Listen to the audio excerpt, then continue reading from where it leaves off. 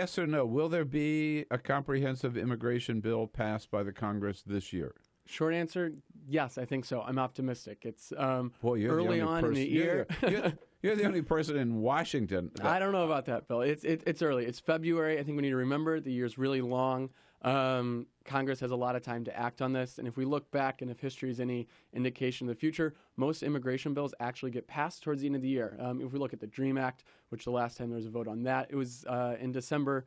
The last major piece of legislation of immigration reform also happened towards the end of the year. And even the Senate bill was passed in June. So, yes, I think we have time to get this done. Well, I was just going to point out, the Senate bill was passed in June 2013.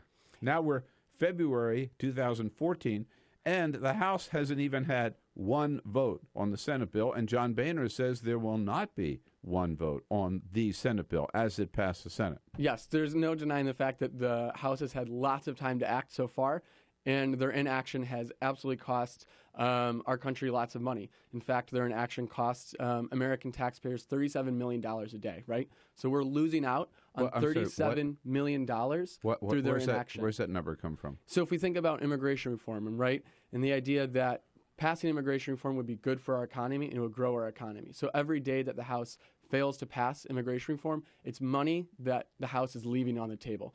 CBO has projections on how much that would be, and Center for American Progress has crunched that down to how much it costs each day. It's $37 million. That's the cost of inaction. And this is lost revenue from what? From the potential taxpayers of undocumented immigrants, right? The 11 million undocumented who immigrants. Who are not paying Social Security. Well, some of them are paying Social Security.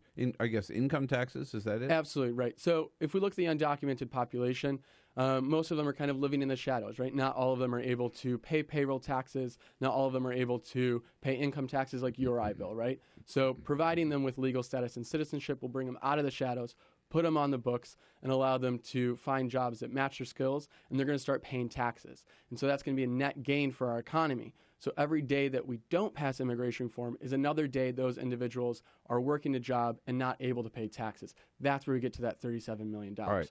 Okay. Now back to the politics of the immigration legislation. I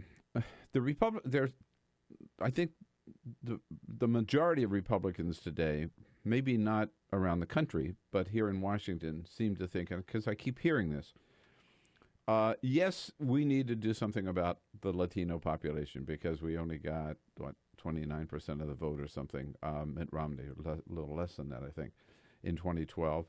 And if we're ever going to get the White House back, we got to be seen as pro-immigration reform. But that's next year. This year, it's not going to help us in the midterms.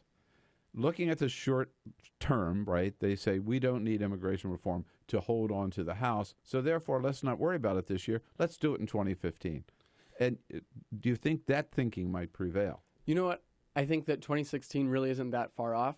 And when people go into the polls in 2016, they're going to remember what's happening this year. So even if Republicans hold off and try to pass immigration reform in 2015, right before that 2016 election, they're going to remember that the Republicans were dragging their feet and making America wait for immigration reform a lot longer than they otherwise should have. Right. Plus, I must say, I'd add to your argument that the idea that it's going to be any easier in 2015, right? That I think is ridiculous. Is ridiculous. I mean, you know what? If we think about this, we're halfway there. The Senate has already passed a bill. This is a good bill. It has a long, tough, but fair pathway to citizenship for the 11 million aspiring Americans. Bipartisan support. There's bipartisan support in the House. Speaker Boehner could call the vote tomorrow if he wanted to. This could happen, and we could have a nice Rose Garden ceremony in the springtime. If he did call a vote tomorrow, it would pass the House. Yes, I believe so. The votes are absolutely there. There, almost all the Democrats would vote for it, and there are enough Republican votes, is what you're saying. Right. I mean, so look at the Democrat support for this, right? The cohesion and support of the Democratic Party is unparalleled. It's amazing. Democrats, this is not just an issue they are politically interested in, but it's something they're really feeling in their hearts. And they're not going to stop putting pressure on Republicans until reform happens this year. But there's bipartisan support in the House as well. There is already a bill in the House, and 3 Republicans are co-sponsors of that bill, right? Mm-hmm. So we already have bipartisan support in the House. Speaker Boehner, call the vote.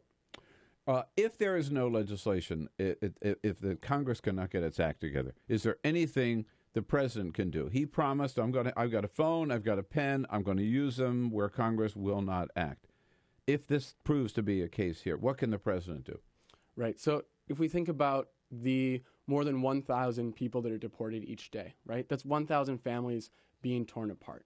This community of undocumented immigrants, their families, and the rest of America needs relief. Our system is broken. And so there's lots of ways that we can get to relief, one of which is through comprehensive immigration reform like the Senate bill, and the other is what you're talking about is more administrative relief. So something maybe that looks like the Deferred Action Program that President Obama's administration implemented a little over a year ago, so providing a 2-year reprieve of deportations for undocumented youth, right?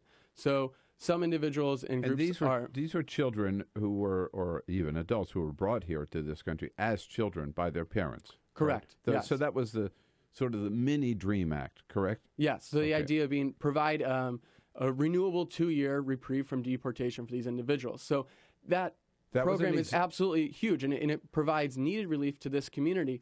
But like I said, it's only 2 years, right? So this isn't full relief. And this is why I think if we're thinking long-term, 100% solution, ultimately we're going to need a legislative fix. Got it. But that was an executive order that he did. All right. And it's in effect, and it's helping a lot of people. But still, I want to come back to the deportations. Mm-hmm. So you just threw out this figure and glossed over it. I think it's worth stopping and talking about. That this administration is deporting 1,000 people a day. That's 42 people. It's huge. It's huge. 42 people every hour, right? Yes, it's huge. The Obama administration has deported nearly 2 million people so far during his time in office. Right. Yeah, this is unparalleled. This is 500,000 more people being deported than was under President Bush. In 8 years. Over the same time frame, right? So if we're comparing the number of people that were deported up over this same time period in President Bush's time in office and Obama's, he is outpacing deportations of President Bush. Right. Okay. And why? You know what? I think are these people who have they've robbed banks, right, or held up Brinks trucks, or what President Obama is doing right now is he's enforcing the law. Okay, and so the laws in the books say that we need to deport some of these individuals who have crimes, and he's doing that. And so while Republicans are, off on the sidelines saying that Obama isn't enforcing the laws, the facts say the complete opposite. He has deported 2 million people. He's enforcing the law. He's doing his part. It's time for the House to do this. But what crime have they committed? What a lot of the individuals who are actually being deported have committed crimes other than just crossing the border illegally. I know, right? But have all of them? That's my question. I mean, isn't it true? I mean, I think this is outrageous what the administration is doing. You can probably tell where I'm coming from. Right. This is the Department of Homeland Security. Yeah, they are enforcing the law, but they're doing it with a vengeance. They're not just going after people. They've all broken one law. Mm-hmm. They broke a law. They came here for a better life for themselves and their families. Absolutely, and they're making our country so much better. They are contributing to our communities and to our economy. Let's just accept they broke that law, that they want the same thing we want, which is a better life for ourselves and our families. They've broken that law. But on top of that, what laws have they broken? Most of these people, a lot of these people, have broken no law at all. I mean, they're not arrested they're not arrested for a crime. They're identified as not being here legally, and they're put on a bus and sent out of the country. You bring up a really good point that there are some undocumented immigrants who are unfairly being deported, right? Who really have not done a whole lot of wrongdoing in our country, and it's a shame that they're being deported. But to be fair, I think we need to give the administration some credit in that of the population that they're deporting, they really are trying to target and focus on undocumented immigrants that have committed some serious crimes, and those are the ones that we're removing. But I think what's more important, Bill, is the idea that the Obama administration has been enforcing the law and has been doing its part to get to a final solution, and it's time for the House to step up and do their part. Do you know what percentage of the 2 million people have committed crimes over and above coming here illegally? You know, Bill, I don't have that exact number right off I don't either. the top of my head. I think I need one more cup of coffee to have that one, right? So I want to know. You're getting me in here early this morning. Because I don't. It's certainly not 100%, and I'm willing to bet it's not even 50%. A lot of the immigration groups, pro-immigrant groups now, are calling on President Obama to sign an executive order to stop this massive deportation. He could do that if he want at least say we're only going to do it for people who've committed serious crimes. Yes, right? He could do that by executive order. Like I said, there are many ways to provide relief for this community, and so I think the question is really, what is the best case scenario, right?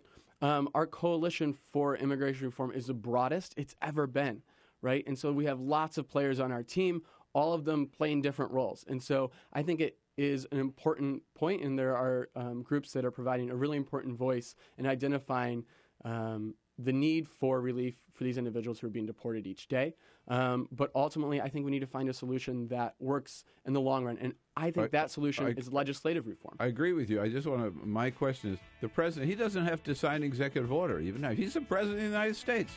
The Department of Homeland Security works for him. He could pick up the phone and tell whoever's there now, it's no longer John Johnson. John Johnson. Yeah. He could just say, hey, we're going to stop this. And it would happen, right? In theory, yes, he could do that. I don't think he can stop all deportations. Bill, I'm not a lawyer, so I'm not going to pretend to be one. But I think that would be a little unlawful to stop all deportations. Is there room for him to have administrative relief for some undocumented workers or immigrants? Absolutely, yes. I think that's one option.